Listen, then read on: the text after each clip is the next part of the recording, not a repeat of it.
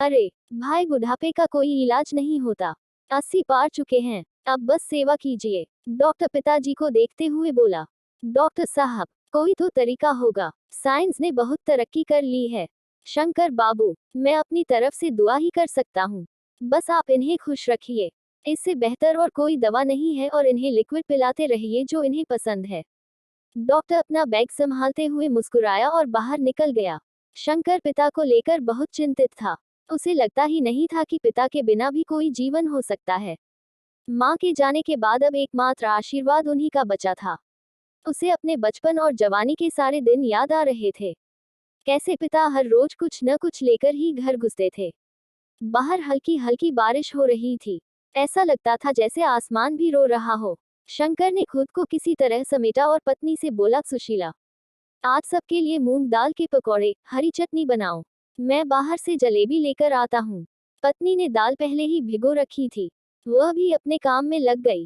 कुछ ही देर में रसोई से खुशबू आने लगी पकौड़ों की। शंकर भी जलेबियां ले आया था। वह जलेबी रसोई में रख पिता के पास बैठ गया। उनका हाथ अपने हाथ में लिया और उन्हें निहारते हुए बोला, बाबा, आज आपकी पसंद की चीज लाया हूँ। थोड़ी जलेबी खाएंगे? पिता ने आंखें झपकाईं और हल्का सा मुस्कुरा दिए। वह हंसफुट आवाज में बोले, पकौड़े बन रहे हैं क्या? हाँ बाबा, आपकी पसंद की हर चीज अब मेरी भी पसंद है। अरे सुषमा, जरा पकौड़े और जलेबी तो लाओ। शंकर ने आवाज लगाई। लीजिए बाबूजी, एक और। उसने पकौड़ा हाथ में देते हुए कहा। बस, अब पूरा हो गया, पेट भर गया।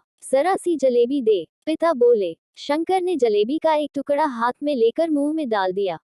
पिता उसे प्यार से देखते रहे। शंकर, सदा खुश रहो बेटा, मेरा दाना पानी अब पूरा हुआ। पिता बोले, बाबा, आपको तो सेंचुरी लगानी है। आप मेरे तेंदुलकर हो। आंखों में आंसू बहने लगे थे।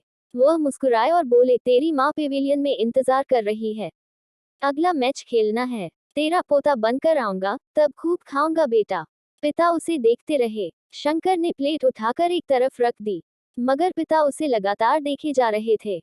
आंख भी नहीं झपक रही थी। शंकर समझ गया कि यात्रा पूर्ण हुई। तभी उसे ख्याल आया, पिता कहा करते थे, श्राद्ध खाने नहीं आऊंगा कौवा बनकर, जो खिलाना है अभी खिला दे।